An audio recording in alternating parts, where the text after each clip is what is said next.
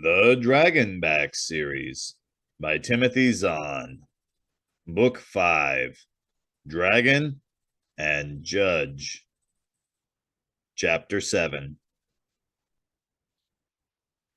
The great assembly hall turned out to be the long structure straddling the river that Dracos had noticed on their flight into the canyon earlier that day. A good 200 feet long and 30 wide, with open sides and a wood and weave roof, it was supported by a set of wide, 10-foot-high stone pylons sunk deep into the edges of the river. The positioning of the hall puzzled him for a while until he remembered that, with the high canyon walls, the crops spread out along the floor would receive only limited sunlight each day.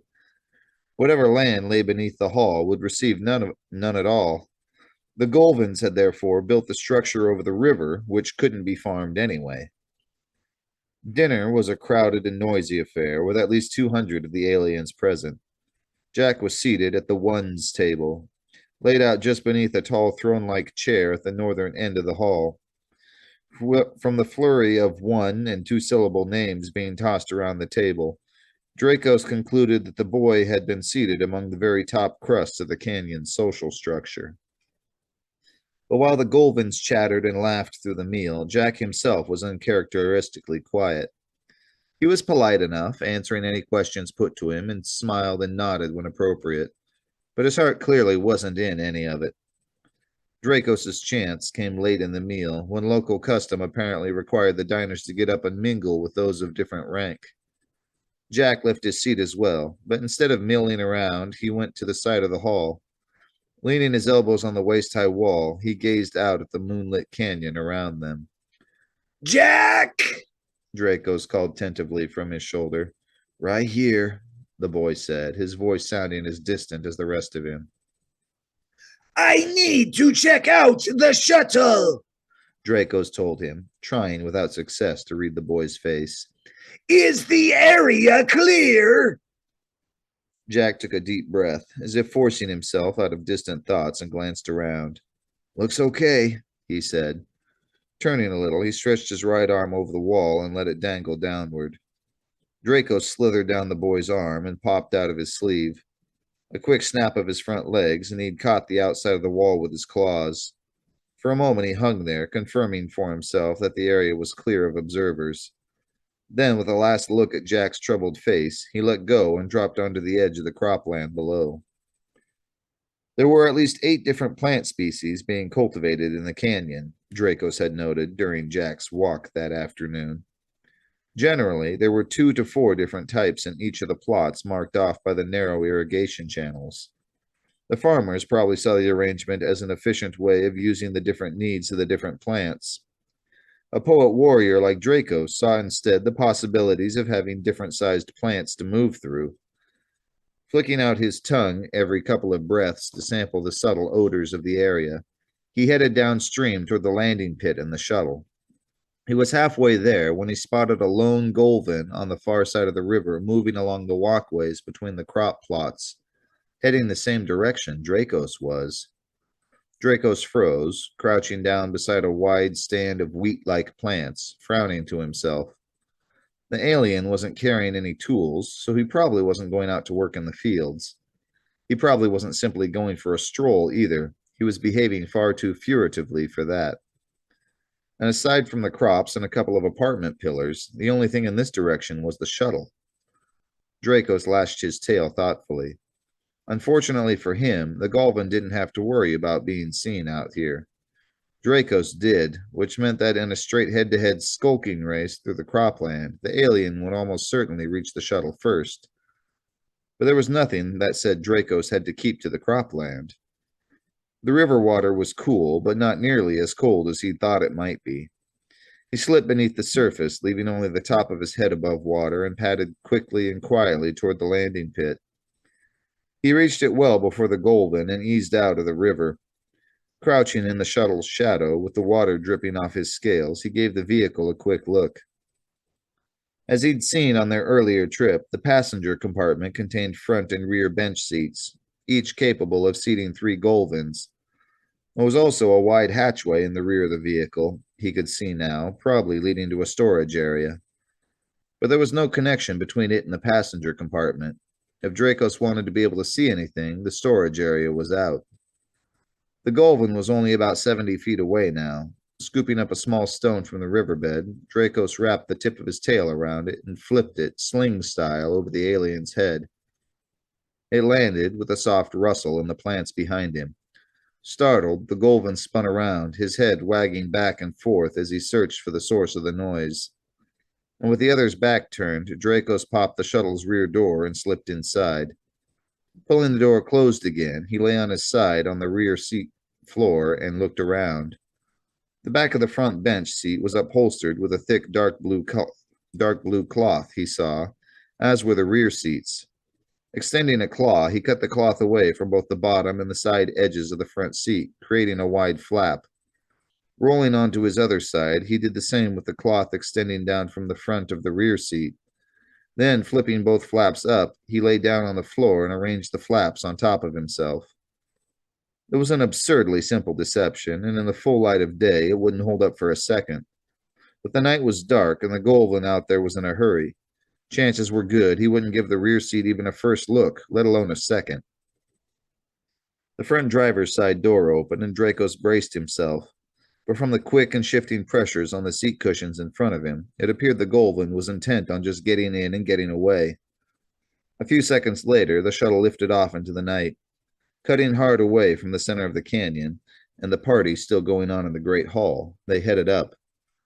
Draco seized the corners of the flaps away from his eyes and settled in to wait. They'd been flying for nearly an hour when Dracos' sense of balance told him they were starting down. The starlight was joined now by a diffuse glow reflecting from the shuttle ceiling, indicating the lights of a civilization below. Dracos arranged the camouflaging flaps over himself again, and a few minutes later they were down. The door opened, there was another quick shifting of the Golvan's weight on the seat, and then he was gone, closing the door behind him. Dracos gave it a 20 count. Then, pushing aside the flaps, he eased up to the level of the window and peered out.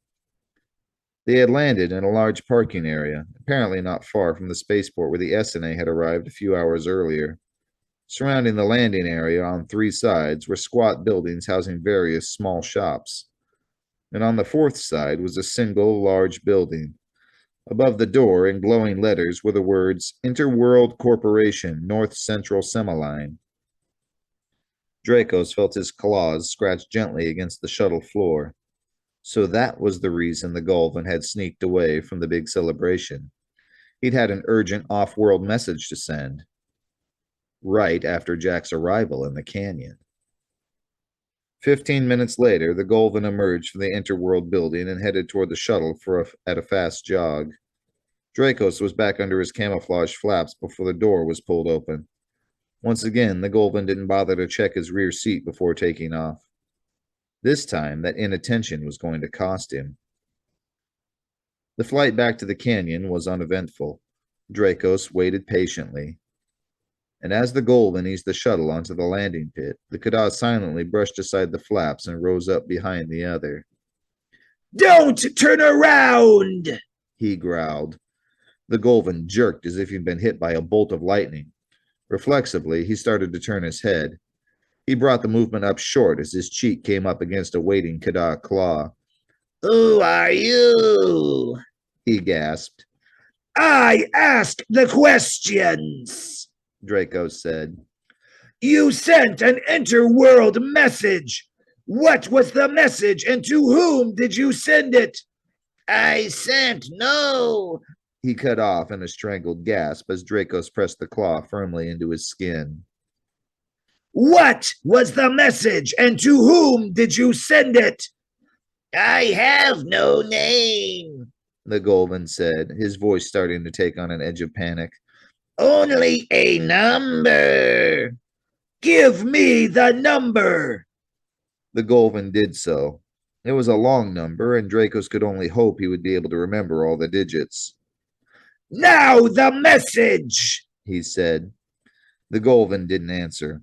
Dracos prodded him again.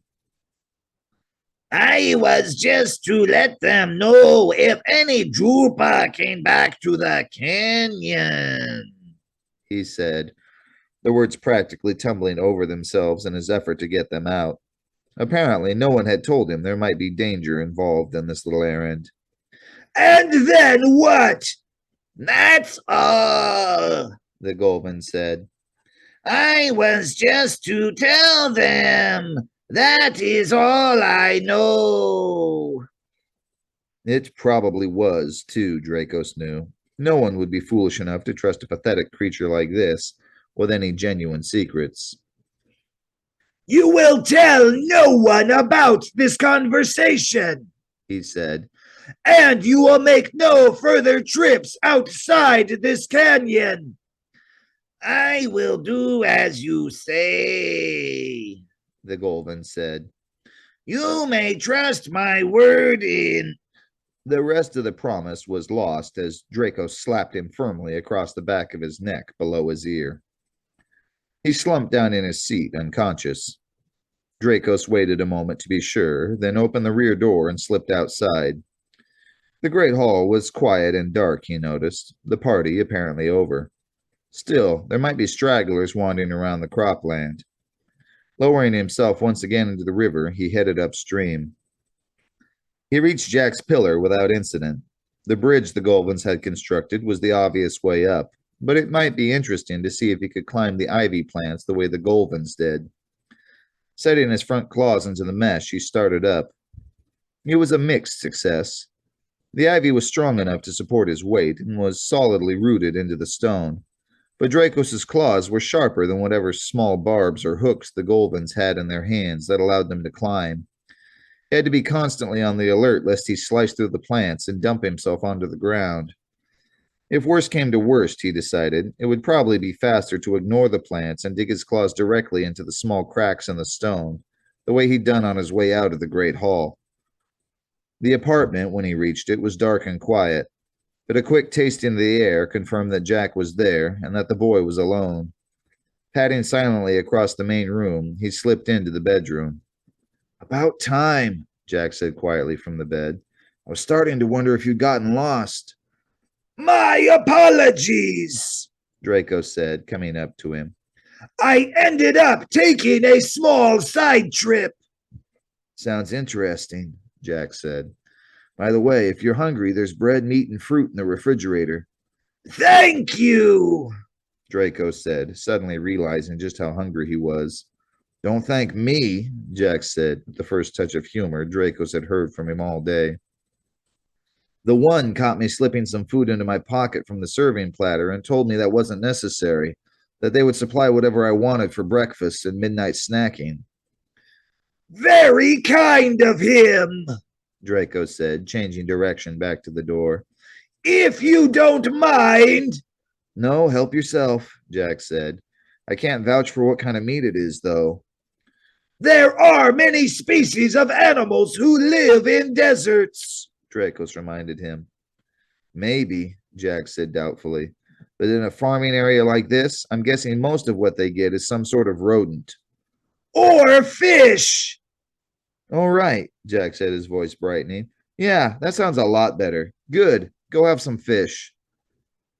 The platter in the refrigerator was a welcome sight, piled high with thin strips of dried and seasoned meat. Dracos ate his fill, not actually caring what kind of creature it had come from. And when he was finished, he returned to the bedroom and told Jack all about his unplanned trip to the city.